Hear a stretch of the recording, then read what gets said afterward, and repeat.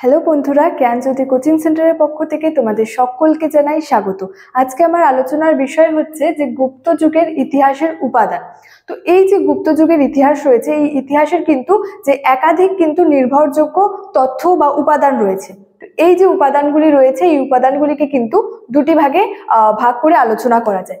একটি হলো সাহিত্যিক উপাদান এবং আরেকটি হলো এই প্রত্নতাত্ত্বিক উপাদান। তো এই উপাদান দুটি সম্পর্কে আলোচনার আগে তোমাদেরকে একটু বলে দিতে চাই যে তোমরা যারা আমাদের কোচিং সেন্টারে এখনো যুক্ত হওনি এবং যুক্ত হতে চাইছো, তারা উপরে দুটি নাম্বার দেখতে পাচ্ছ, 6295916282 এবং 7076398606। এই দুটি নাম্বারের মধ্যে কিন্তু যে কোনো একটি নাম্বারে যোগাযোগ করে আমাদের সঙ্গে যুক্ত হয়ে যেতে পারো।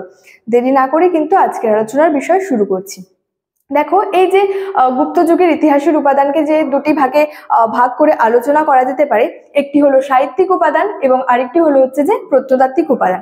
তো এই সাহিত্যিক উপাদানের মধ্যে মূলত যে কি কি রয়েছে, দেখো সাহিত্যিক উপাদানের মধ্যে মূলত রয়েছে যে পুরাণ রয়েছে, বিভিন্ন পুরাণ রয়েছে, এছাড়াও বিভিন্ন হচ্ছে যে স্মৃতিশাস্ত্র রয়েছে, এছাড়াও দেখো যে বিভিন্ন হচ্ছে নাটক রয়েছে, বিভিন্ন আর কি ঐতিহাসিকদের কিন্তু বিভিন্ন নাটক রয়েছে।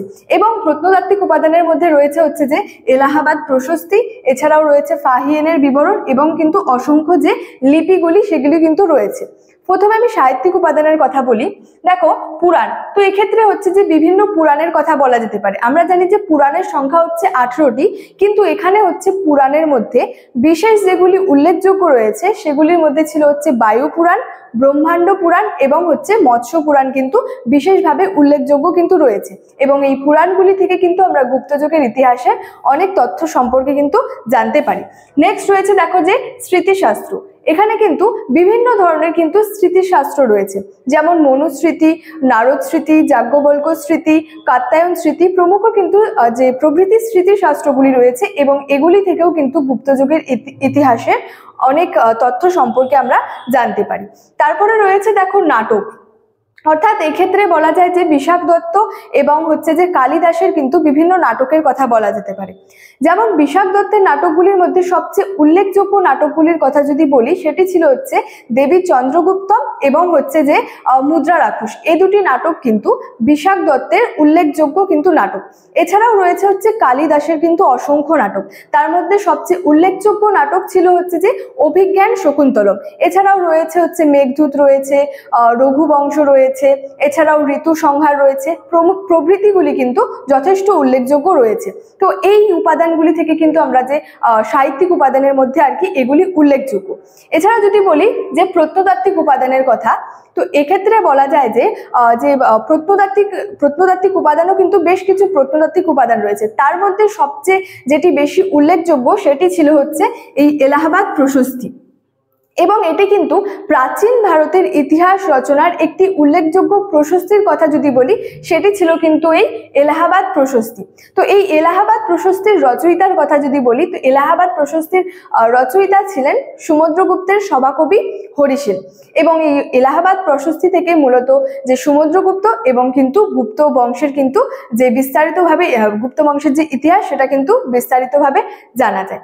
নেক্সট দেখো রয়েছে যে ফাহিয়েনের বিবরণ, অর্থাৎ ফাহিয়েনের বিবরণ থেকেও কিন্তু আমরা এই গুপ্ত যে বংশের কিন্তু ইতিহাস জানতে পারি। ফাহিয়েন ছিলেন কিন্তু একজন চীনা পর্যটক এবং এই ফাহিয়েন হচ্ছে যে দ্বিতীয় চন্দ্রগুপ্তের রাজত্বকালে কিন্তু ভারতে এসেছিলেন এবং তিনি ভারতের বিভিন্ন জায়গায় হচ্ছে ভ্রমণ করেন এবং তার ভ্রমণ সংক্রান্ত যে অভিজ্ঞতা সেটা লিপিবদ্ধ করেন ফু কুও কিং নামক কিন্তু গ্রন্থে। তো এই ফাহিয়েনের বিবরণ থেকে কিন্তু আমরা যে গুপ্ত সাম্রাজ্যের বা গুপ্ত বংশের কিন্তু রাজনৈতিক, অর্থনৈতিক, সামাজিক ইতিহাস কিন্তু জানতে পারি।